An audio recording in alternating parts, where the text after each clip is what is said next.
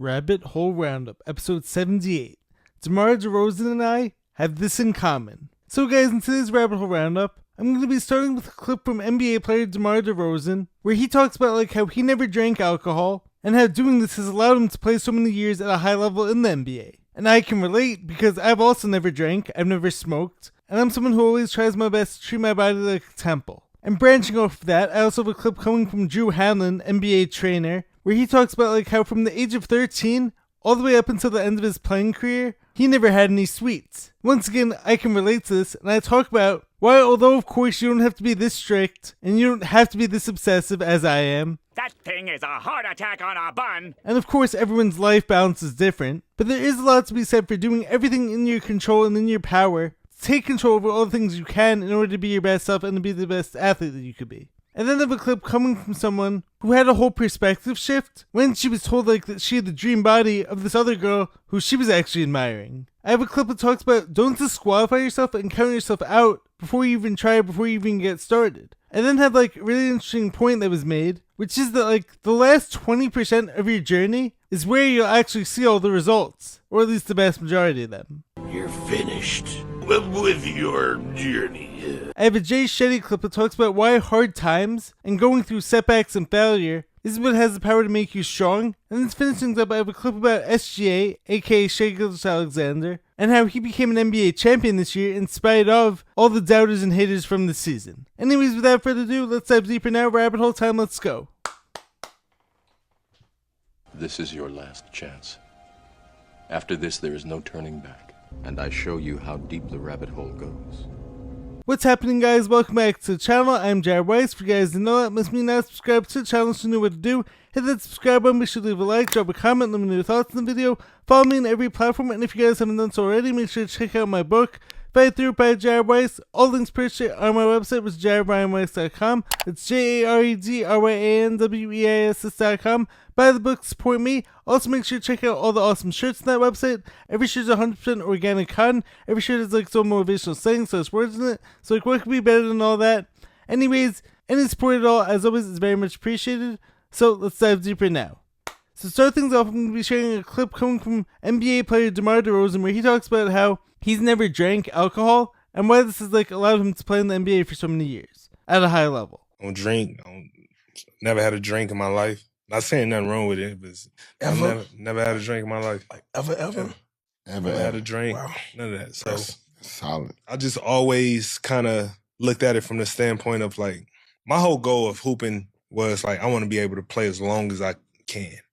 You know what I mean? And when I came in the league, I used to make fun of all the old heads. Man, why you putting ice on? It's well, I'm telling you, you better start putting ice on before you start to need it. And I'm like, all right, I'm putting ice on, nothing hurting. You know what I mean? Nothing hurting, I'm doing it. You know what I mean? Yeah. Ice tub, all right, I'm about to start ice tubbing just because. But it became such a routine and something that was a necessity for me to have. So it just led me down the tunnel, what all can I do to prolong whatever it is that I want to do? You know what I mean? If it's eating healthy, taking care of myself, all right, sleep. I just try to find every avenue to try to prolong whatever it is. Now, in case you guys didn't already know, I'm actually the same way. I've never had a drink, I've never smoked, and I'm 28 years old, and I have no plans of doing so because I believe so strongly in treating the body like a temple. I don't argue with the body, Jerry. That's an argument you can't win. And to be clear, I do have a video on this topic, and as I say in the video, I'm not judging anyone who does drink. Drinking, of course, doesn't make you a bad person, and there are plenty of people out there who are able to do so in a more responsible way. However, a lot of people can't do it that way. You guys are my kind of peeps. So many people out there abuse it and think it's cool to abuse it. But as we know, alcohol is a poison. It ages you faster, it messes with your gut, it messes with the health of your liver, and of course in turn messes with the health of your brain. So as I like to say, every decision you make in life has consequences. And as long as you're willing to live with the consequences and own up to them, then of course the choice is up to you. And when you are so dedicated to playing your sport, or doing whatever it is at the highest level for such a long time, of course you are going to have to make certain sacrifices or investments, as I like to call them. And of course, plenty of high-level athletes or plenty of people who in their profession do drink or do smoke, but of course, that's not the reason why they're great. If anything, who'd say those people wouldn't be even better if they didn't do those things? To be honest, for me though, I actually never had the desire to drink because like the whole idea of getting hammered and then waking up the next day in pain or feeling horrible never sounded like my idea of fun. Hey, maybe they're playing Marco Polo. And once again, to each their own. And there is something to be said for balance in your life, but everyone's definition of balance is different. And the things like that I do for fun might be way different than what you do. So be aware of all your choices, be aware of all your inputs, because every input has consequence. And always remind yourself of the reason why you're doing what you're doing. And if you want to be the best at what you're doing, you're going to have to be very intentional when it comes to all your choices that you make in life. And this leads me into a Drew Hanlon clip, NBA trainer, where he talks about like how he didn't eat sweets from the age of 13 up until the end of his playing career. You know, I gave up sweets when I was 12 years old, didn't eat sweets until I was done playing college basketball at 22. 10 years, not one time did I cheat myself. You know, drinking, I'm 35, I've never tasted alcohol in my life. Again, 100%, not 99%, not 100%. You know, I turned down, actually, one of my clients offered me $10,000 to take a shot with them, and I said no. Everybody's like, are you crazy? And I'm like, yo, it's the principle of being 100% all in. But I don't think players do that. Exactly. I'm the same way once again. When I do something, I go all in 100%. Go big or go home.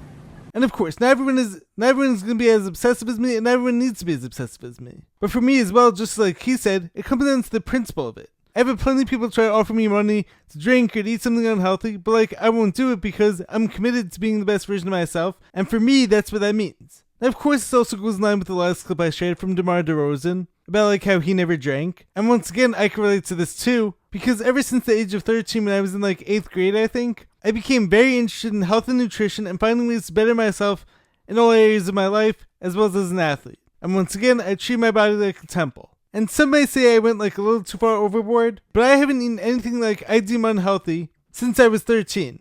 It's been 15 years. Are you out of your mind? Now just to be clear, because I know that like my younger brother is probably watching. So yes, at a Jets game this year, when the weather was like below 0 degrees, it was like the coldest game like I've ever been to. I did have a hot chocolate to warm up, and I know like someone's gonna hold that against me. But in the context of that situation, I'm actually gonna call that healthy because it saved me from hypothermia. Now once again, not everyone has to be as strict as me, and of course just having one piece of candy, just like having a drink once in a while, probably isn't gonna kill you, most likely at least. And just having that one thing doesn't suddenly make you unhealthy. But being that like I'm a lifelong underdog, I always wanted to do everything in my power to be the best version of myself, to be the best athlete I could possibly be, and the strongest mentally, physically, and spiritually. So this of course means taking control of every input that goes into my body as best I can. Now also keep in mind, I do now have a very healthy relationship with food. Early on though, it actually wasn't that way, as I probably had like a borderline eating disorder, but I was quickly able to reverse that. And so now me and food are in a really good place together. It's not that I'm afraid of eating food or gaining weight or eating too many calories. It's just like now I want to eat what's going to make me feel the best. So this means eating organic, eating the highest quality meats and the highest quality fruits and vegetables, raw milk, kefir, coconut water, etc. Those things are all going to make me feel the best and perform at the best. So of course, everyone's version of balance will be different, and not everyone out there has an obsessive personality, but once again, all of your inputs matter, and they do add up over time. So while having just one unhealthy food probably won't matter in the long term, make sure that like you are investing in your health long term and doing things that your future self is going to thank you for rather than hate you for. Because all it takes is like one bad habit to turn to two to turn to 5, and then like all of a sudden, before you know it, all those bad habits accumulated. I'll tell you something else. You're looking a little chunky yourself, buddy. Next up I have a clip that talks about a perspective shift and how your dream life and your dream body could be exactly what someone else sees in you, but like you're not seeing it for yourself. I'm not normally one to share this, but I was working out this morning and I was getting down. This bombshell walked into the gym today, just smoke show, so tan, hair like Charlie Jordan curly. Oh my God, jaw on the floor, body perfect. And I was just thinking, my God, I just feel like I've been working out forever and I'm so hard on myself. I'm so hard on myself. But I was just thinking like, I really need to kick it into gear and like figure it out, because recently it's just been so hot where I live and I've just not had motivation. As I'm leaving the locker room today, this woman stops me, who I see at the gym all the time, and she goes, I've wanted to tell you this for months, but your body is literally my goals, and I just needed to tell you that, like, you have my dream body. The way I sobbed on the way home, because perspective is just everything. That person made my entire day, because I was so down on myself, but someone was looking at me thinking the same thoughts I had about her. This is a very powerful story. I know I'm not a woman, but like this does resonate with me. As someone who can be super hard on myself sometimes, and like as someone who is a lifelong perfectionist, and a proud one at that. But the message here is to have grace for yourself. Remember that like where you are right now might be the person who you wished you could be 5 years ago. And that's something worth celebrating. And as she said, she was told that she had someone else's dream body, but meanwhile she was probably super judgmental over it. Sometimes having someone else's dream body reminds us of where we are or how far we've come, and that can be all it takes to reinforce like gratitude for ourselves and our journeys. And the same thing goes for social media as a content creator. Sometimes, and like I try to not let myself compare to others too often, but some days I'll be like, why do I only have this many followers or just over 2,000 subs on the Jared and James channel when I've been doing this for years now? But then it's like, I'll think back to where I was just a few years ago, and it's like, I would have been so amazed to know that like I now have this many subs and this many followers on all my platforms. You're amazing. Just to take it in for a minute. Yes, there are a ton of people with more, but there's also going to be a bunch with way less. And knowing all I've had to overcome, and knowing all the people who I've inspired and influenced along the way, makes it all worth it. And reminds me of my value, and reminds me of why I'm doing what I am. Same thing goes for the gym, or the weight room, or as an athlete. Someone is wishing they were in your spot right now, and sometimes you're the only one who can't see it. And you might be the only one who can appreciate that about yourself. And as I always say, if you don't love or value yourself right now as you are, then receiving more external validation is never going to be enough. Or reaching that goal is never going to be enough. It starts right now with you. And of course, for instance, the other day, I had someone come up to me at the gym, and he was saying to me how great my content is, and he loves it, and like he knows that like I deserve way more followers and way more recognition, and he knows I'm going to get there. So also, of course, hearing it from someone else can be just what we need sometimes too, but then take that and use it like as a reminder to ourselves to have gratitude and grace for ourselves. Next, I have a clip that talks about don't disqualify yourself or say like that you're not worthy before you even get started or before you even try. Don't disqualify yourself before you even entered the race. So many of us have rejected ourselves before we could get rejected as a preemptive measure. So we sit there on the sidelines, we watch people run the race that we want to be running. We watch people live the lives that we want to be living. We watch people have the things that we want to have because we are trying to protect ourselves. So we convince ourselves that, oh, we don't really want that, or, oh, that's not for a person like me. Meanwhile, we secretly harbor these desires. And so this is my message to you, to remind you to not disqualify yourself before you even start. Let them reject you because yes, in life you're going to face rejection no matter who you are. Rejection is part of life. Let other people reject you, but don't reject yourself. And this also reminds me of a powerful Andy Frisella quote like he often says, which is, someone out there has done more with less, so why not you? I hear it all the time. People will say things like, I'm not good enough, and I'm the type of person who's going to immediately correct them. Or I hear people who are like okay with settling, and people who will accept that like they can't do that thing as fact without ever even trying. And I can't do it! I can't do it! And yes, maybe I can't do what I believe I can, because I do believe like I can do anything, unless God stops me. But how will I know if I never try? How are you counting yourself out already just based on the fact that like it's hard? Why is this or that person any more special than you are? So what if you fail? You'll at least have a great learning experience to go off of, and the more experience you accumulate, the closer you'll be to that success. But you won't get anywhere if you never make an attempt. Next, I have a powerful clip that talks about how it's actually the last 20% of your journey where you're going to see all the rewards and all the results of that work that came before it. It is in the last 20% of the time you invest in building a habit or breaking a habit that you start to finally see the results or the success of what you're working towards. That means that the first 80% of the time you're investing in making your life better, you're not going to see much from it. I don't know about you, but the average person spending 80% of their time towards a goal that isn't getting anywhere, that appears to not be getting anywhere, usually doesn't continue working towards it. Try to remember this when you're trying to make your life better and implement new habits or break old ones. Know at what percentage you are at on the journey of completing that successful path, and know that the success is inevitable.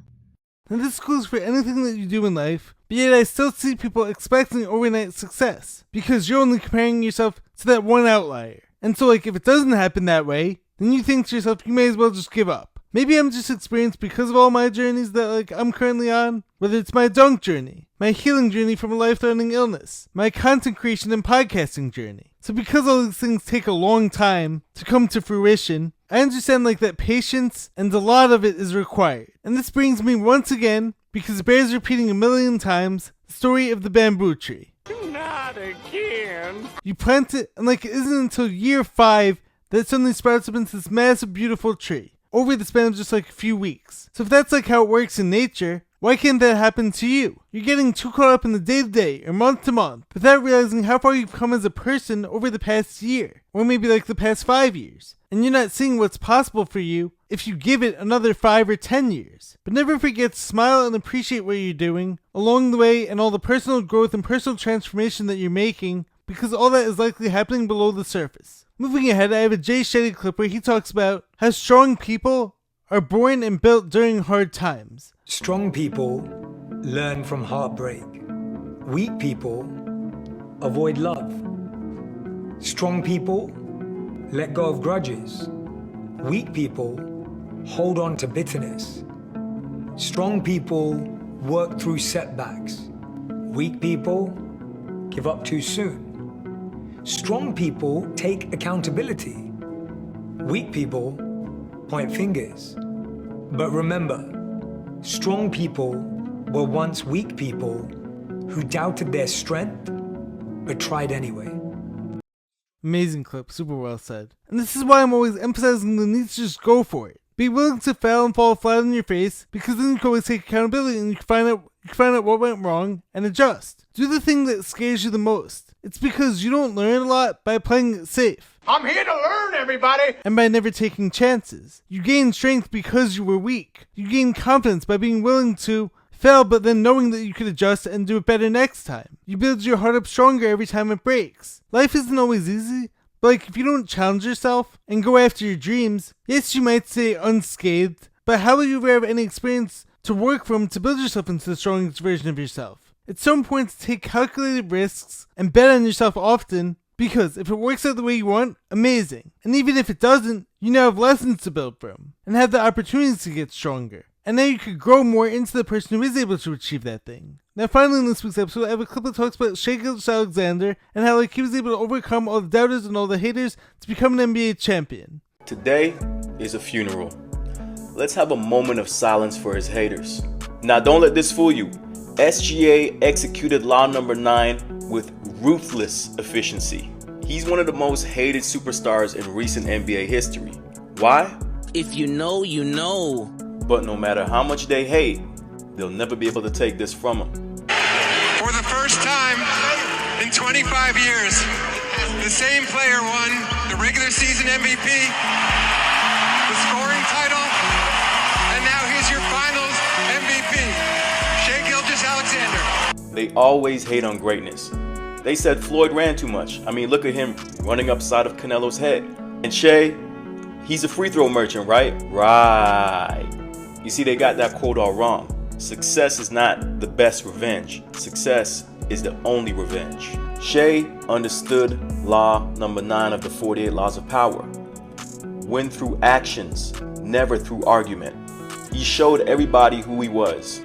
And no matter what they say, he will be in the history books and they will be in the comment section. Today, very powerful. Now, if I'm being totally honest, of course I have it on record, I would have had Nikola Jokic as my MVP this season. And as I said in the past, I do think Shai is incredible and deserves to be seen as one of the greatest NBA players right now. I just personally think Jokic's 30-point triple-double season and leading the Denver Nuggets to a playoff series win and almost a second series win without a coach basically. And of course, Shai's foul baiting and his whole free throw merchant stuff, there is definitely a lot of truth to it, so like all that did make me lean towards Jokic. Now, having said that, Shai had an incredible season and incredible playoffs. I mean, like all of his accomplishments were actually historic this year. And this guy Quazon is totally right with how he was called a weak MVP or he was criticized a ton, but yet like as a person and as a leader, and this is where like I actually give a ton of credit to SGA, he handles himself the right way, at least based on like what we can see from all of his interviews. He doesn't clap back, he lets his actions do the talking, he doesn't get down on himself or his teammates, from what I can see. He gives his all on both ends of the court, both offense and defense. He buys into his team system, and he led the Oklahoma City Thunder to their first ever championship. And also a few weeks ago, people were criticizing him for smiling after a loss, and I also had a clip a few weeks ago about how not every person needs to be exactly like Kobe Bryant. Because there's only one MJ, there's only one Kobe, and there's also only one you. I would rather each and every one of us be our own authentic selves than try to be someone just because the media convinced us, or our peers or social media tells us like, we all have to be exactly like this person, and we all have to do things a certain way. So this is just like another example that there is no one right way to do things and there's no one path to success. There is no secret ingredient. Yes, Kobe and MJ were very successful, and their success does leave a ton of clues, and there is so much to be learned from their mentalities, but there also were some negative and detrimental things they did, whether it was to themselves and their bodies, or in like the way that they treated their teammates. So they did things one way, and we can all learn from them, but LeBron and Steph Curry have a totally different way. SGA and Ann Edwards have their own unique way, and if you're willing to learn from everyone, but then put out your own unique energy, and you be authentic, this is going to give you your best chance at success as well. So now, I don't want to leave you guys hanging, especially when some of my NBA clips did really well this past week, and I got a lot of comments and questions on these. So a common question I got was, what are my thoughts on the Celtics and all their trades? So I think the Celtics are actually currently in soft rebuild mode. They're not tanking, but like they are preparing for the future. And I'm not sure like how much they can do in this upcoming season, with Jason Tatum hurt of course. So this past week, the Celtics gave up Drew Holiday for Anthony Simons. Now I do think Simons is a rising star in this league, with a ton of potential and like ton of upside. And if I'm not mistaken, doing so helped the Celtics both money and contract-wise, because then they gave up Kristaps Porzingis to the Hawks. Now this move like I define is a bit more questionable, but I guess once again, money-wise, it makes sense for them to do it. They still do have a good enough team as of right now to make the playoffs in the East, but I don't see them doing too much there, as all these other teams such as like the Pacers are all on the rise, and the Knicks. And I think while Jaylen Brown might be the best second option in the league, or at least one of them, I don't see him like as being a great number one option, and being able like, to lead his team to a championship on his own. And I have also seen some rumors out there that like the Celtics might be trying to move him as well, which I don't see happening, but like I think Brad Stevens is like an incredibly smart GM, and I do assume like he has like a really good long-term plan. Now some other interesting trades that happened in the NBA this past week, while not groundbreaking, the Wizards gave up Jordan Poole to the Pelicans and in return got CJ McCollum, a career like 20-point per game scorer. And now they also have Chris Middleton as well as Marcus Smart on that team. Now I do plan to spend more time next week talking about like why a team is actually going to be inclined in this current NBA to take on bad contracts, even if it won't likely lead to a championship right now. But I think like I'm starting to see what's going on. Also, like I'm still hoping as a Lakers fan, like they do end up signing another top big because that's still like their main weakness. Also, some thoughts on the NBA draft. As far as I see it, Cooper Flag is probably the only sure thing from this draft. I think he's ready right now to contribute to a top level team, and I think he may even have like a borderline all-star season in his first year. The best player comp I have for him is actually Anthony Davis, a big man who has guard skills, a huge motor, and who can shoot and defend at a high level. Now this draft also I believe set a record with 18 freshmen who were drafted in the first round, and whether it's Ace Bailey, Dylan Harper, or VJ Edgecombe, there's a ton of talent out there. I'm just not sure like how many of these guys are going to be able to be ready to contribute right away, which is fine of course, but I don't get like why teams are so down on drafting experienced players and why they're always betting on potential versus taking someone who's had time to like, develop in college and who's played in big moments. I'm sure a bunch of these guys are going to pay off, but I think that's actually more of a risk. But hey, that's just me. I don't get it, but that's just me. Some news from the Big Three this past weekend. In the two games I actually had the chance to watch, Dwight Howard and the LA Riot won in like super close game against the Houston Recans, I believe they're called. Dwight had 17 points and he had 2 3-pointers, and Wesley Johnson helped him out a ton, as well as Jordan Crawford, who was feeding him in the paint and scoring at a high level. And in game 2, Michael Beasley, who's an absolute dog and who's like an early season MVP candidate in my opinion, absolutely dominated on offense. He was getting whatever he wanted, and he was looking unguardable once again, and his touch around the rim is still amazing. Then Lance Stevenson brought the fun as well as the handles, and I think it's guys like that who make the Big Three so fun to watch for someone like me. And that team dominated the Boston Ball Hogs to go to 2-1. Now into some MLB news and some baseball talk. Cal Raleigh has probably been the biggest story so far this year. Not named Shohei Ohtani or Aaron Judge, of course. He currently has 32 homers at the time of filming. And I also just found out like his nickname is actually the Big Dumper, which is absolutely hilarious. And a few weeks ago, he actually broke Johnny Bench's record for home runs by a catcher before the All-Star break with 22 games to spare. And elsewhere on the diamond, can the Giants please help out Justin Verlander? Can they please get him 300 career wins? I know like he's had some rough starts this year, and I've always been someone who roots for the old guys and like it was like soft spot for them. I guess because like I don't like when things change, and also because like it gives me hope that like when I get to that age, I'll also be able to achieve anything and like perform at a high level. So can the Giants please give my guy some run support? I know like he's pitching today, and I'm hoping that like the Giants could give him his first win, because he's still winless and he's 42 years old. So like I want to see him get 300 because he may even be like the last pitcher who has a chance of doing so in the modern era. So that's it for this week's Raw Thoughts Sports Talk. Let me know your thoughts in the comments below. Anyways guys, hope you guys enjoyed the video. If you did, make sure to leave a like, drop a comment, subscribe to the channel. Let me know what your favorite clip was today. Let me know what your favorite topic is. Let me know if you agree, disagree, etc. Anyways, I will catch you guys next time. Much love. Stay positive, stay hustling, stay grinding. I will catch you next time. Peace.